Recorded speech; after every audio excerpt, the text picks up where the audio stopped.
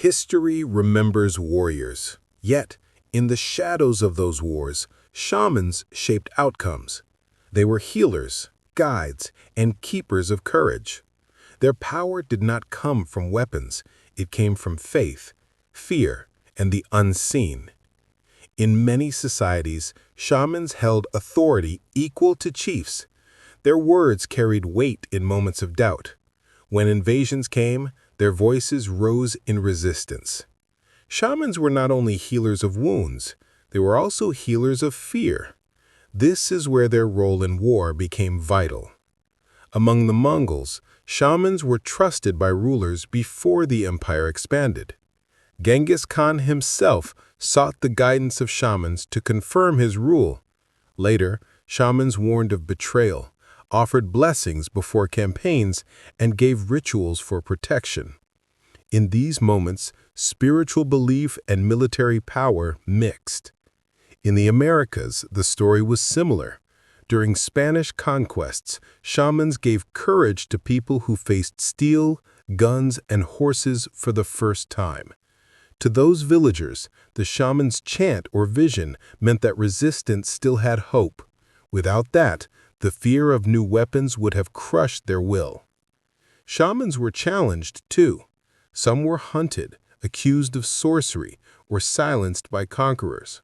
The Spanish burned idols and outlawed rituals, but the people often kept their shamans hidden. This quiet defiance made the role of the shaman not only spiritual, but also political. The pattern repeats across cultures. In Africa, during colonial invasions, medicine men urged warriors forward. They blessed charms said to stop bullets. In Europe, before Christianity spread, seers and spiritual leaders told warriors when to fight and when to wait. Their counsel shaped entire campaigns. This chapter is a doorway. It shows how shamans stood between faith and fear. It sets the stage for stories where their role in wartime was not just a side note, but a turning point. In the next chapter, we see how shamans in specific battles shaped history itself. In the Andes, the Spanish conquest faced more than swords. The shamans of the Inca and neighboring peoples spoke visions. They warned of disasters, but also promised that the spirits would defend the land. Villagers listened. Warriors believed. This belief slowed the conquest and sparked uprisings long after armies had fallen. One famous case was Taki Oncoy in the 1560s.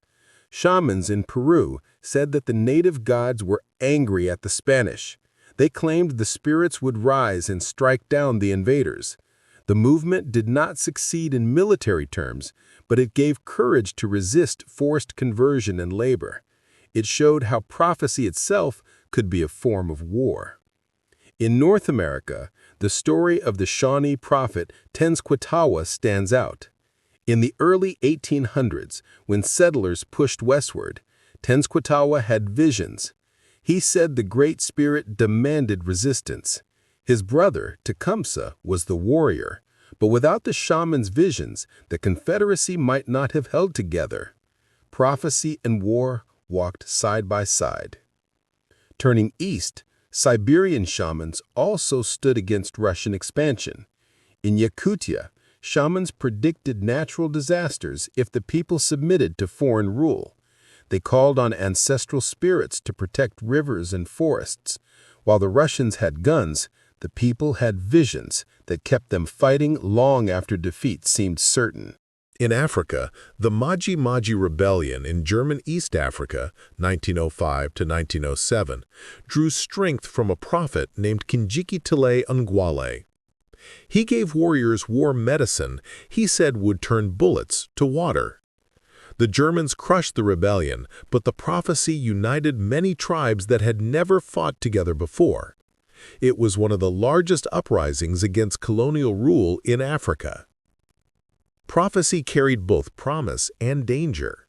When it inspired unity, it could rally thousands, but when it failed, despair spread. The controversy lies here.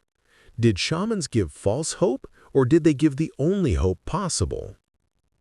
This chapter reveals a pattern. Shamans often stood as prophets in times of invasion.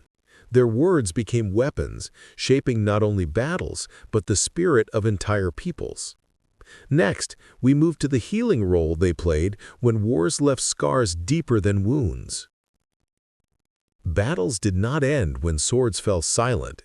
They continued in the bodies of the wounded and in the minds of survivors. Shamans were central here. They treated pain, but they also treated despair. In this role, they became the backbone of wartime survival. Among the Maya, shamans used herbs, smoke, and chants to mend warriors. They believed wounds were not only physical, but spiritual. Healing ceremonies brought warriors back to strength.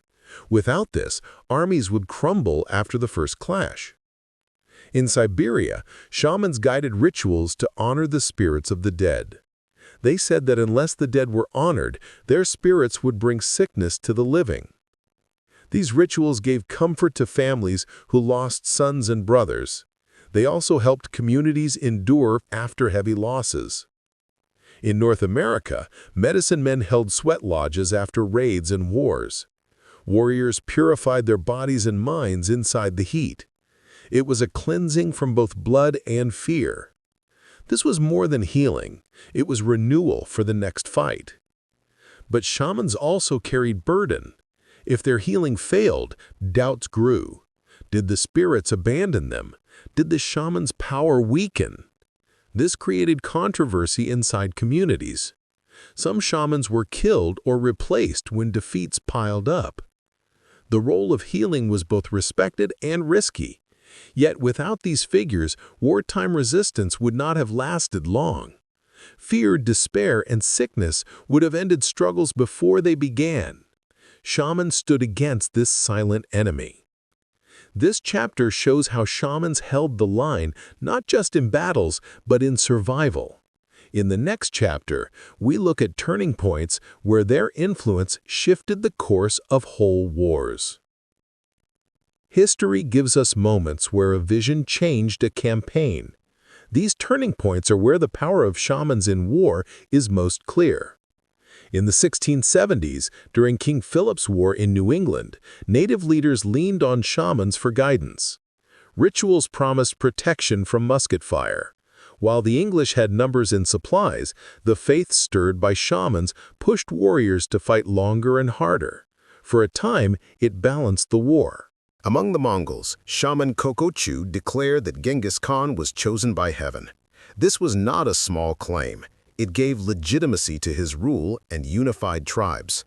Without that spiritual backing, the Mongol Empire may not have risen as it did. A shaman's word became the foundation for one of the largest empires in history. In Africa, during the Zulu resistance against colonial forces, spiritual leaders gave blessings before battles. Some said the ancestors themselves would fight beside the Zulu. While rifles tore through warriors, the blessings created fierce resolve.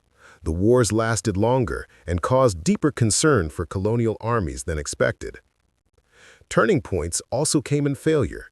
In the ghost dance movement in North America in the late 1800s, shamans promised that rituals would bring back the buffalo and drive out settlers. The movement ended in tragedy at Wounded Knee. Here, prophecy led to hope, but also to massacre. It shows the weight shamans carried. Their visions could inspire resistance, but they could also expose people to great loss. This chapter shows both sides. Shamans could tip wars, but when promises broke, the collapse was painful.